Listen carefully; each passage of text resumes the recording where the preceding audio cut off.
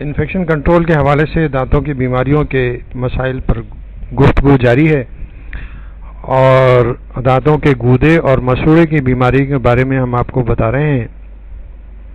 ہمارے ملک میں 18 سال کی عمر سے اوپر کے لوگوں کی اکثریت دانتوں کے ارد گرد کی بیماریوں، دانتوں کے گودے اور مسوڑے کی بیماری میں مبتلا ہیں۔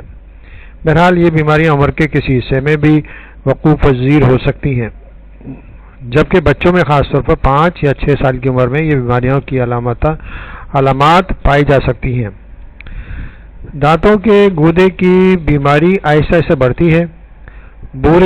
بھورے رنگ کا میل پلاک جم کر پپڑی کی صورت اختیار کر لیتا ہے، جس سے مسوڑوں میں سوزش یعنی کہ انفلیمیشن ہوتی ہے۔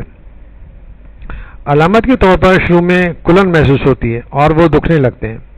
اگر اس پلاک کو روزانہ صاف نہ کیا جائے تو یہ زرد رنگ کے میل یا زنگ ٹار کی شکل اختیار کر لیتا ہے اور مسوڑوں کے نیچے اور اس کی درازوں میں جمع ہو جاتا ہے۔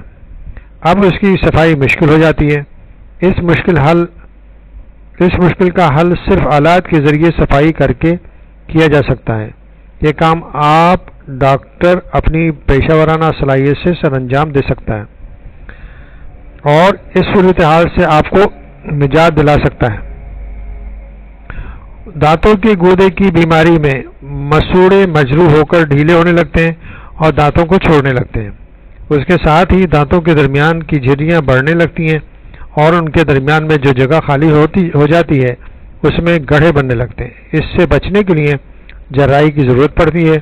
اگر اب بھی تدارک نہ کیا گیا تو ہڈی جو دانت کو مضبوطی سے تھامے ہوئے جمائے ہوئے رکھتی ہے ضائع ہو سکتی ہے، آخر اکھڑنے لگتا ہے اور ڈھیلا ہو کر ہلنے لگتا ہے۔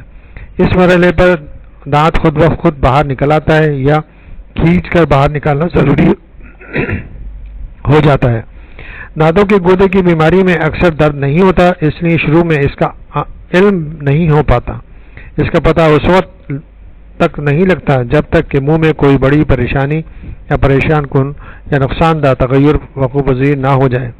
اس بیماری کی ابتدائی علامات یہ ہیں: دانتوں کو برش کرنے میں مسوڑوں سے خون کا جاری ہونا، مسوڑوں کا سرخ ہو جانا، سوجنا یا دکھنا، مسوڑوں کا دانتوں سے الگ ہونا، مسوڑوں کو دبانے سے ان کے اور دانتوں کے درمیان سے پیپ نکلنا، مستقل طور پر دانتوں کا ہلنا، علیحدہ ہونا، چبانے کے عمل میں کسی قسم کی رکاوٹ ہونا، بھرے ہوئے سوراخوں اور گڑھوں میں کسی قسم کی تکلیف ہونا، سانس کی بدبو کا احساس۔ اگر ان علامتوں میں کوئی بھی علامت موجود ہے تو فوری طور پر اپنے ڈینٹل ڈاکٹر سے رجوع کریں۔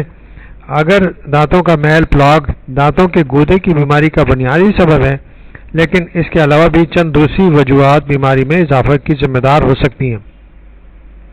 ان میں چند اسباب یہ ہیں: طبعی یا کیمیائی طور پر منہ میں خراش پیدا ہونا، مثلا دانتوں کے درمیان غذا کے ذرات کا پھنس جانا اور چبانے کے دوران مسوڑوں میں کٹاؤ کی شکایت پیدا ہونا، غلط طریقے سے صفائی کرنا یا خلال کا غلط طریقے سے استعمال۔ ایسے لوگ جو سگریٹ نوشی کرتے ہیں، پان تمباکو وغیرہ چباتے ہیں، اس بیماری سے زیادہ متاثر ہو سکتے ہیں۔ ڈائبٹیز کے مریض اور دل کے مریضوں کو بعض اوقات ایسی ادویات دی جاتی ہیں جو تشنج، تناؤ اور ذہنی دباؤ کو دور کرتی ہیں۔ ان میں شامل اسٹیرائڈز دانتوں کو بیماری میں اضافہ کا سبب ہوتے ہیں۔ اس کے علاوہ کینسر کے علاج میں دی جانے والی ادویات، مانع حمل ادویات، خون میں ایسی بے قاعدہ تبدیلی پیدا کر دی ہیں جو نچلے جبڑے کو ناکارہ بنا سکتی ہیں۔ دوران حمل اس بیماری کے مواقع زیادہ ہوتے ہیں اور مسوڑے جلد سرخ ہو جاتے ہیں۔ اس میں دکھن، سوجن پیدا ہو سکتی ہے اور ان سے خون بھی رس سکتا ہے۔ اگر ان میں کسی بھی وجہ کو آپ خود پاتے ہیں تو آپ کو باقاعدہ علاج حفظان صحت کے اصولوں کی سخت ضرورت ہے جو آپ کا ڈاکٹر دوا اور ہدایت کی صورت میں تجویز کرے گا۔ یاد رکھیے، اپنے دانتوں اور مسوڑوں سے متعلق بیماری کے علامات ڈاکٹر سے چیک کراتے رہیں۔ گھر میں حفاظان صحت کے اچھے اصولوں کو اپنائی رکھیں. باقاعدگی سے آلات کے ذریعے اپنے ڈاکٹر سے صفائی اور علاج کراتے رہیں.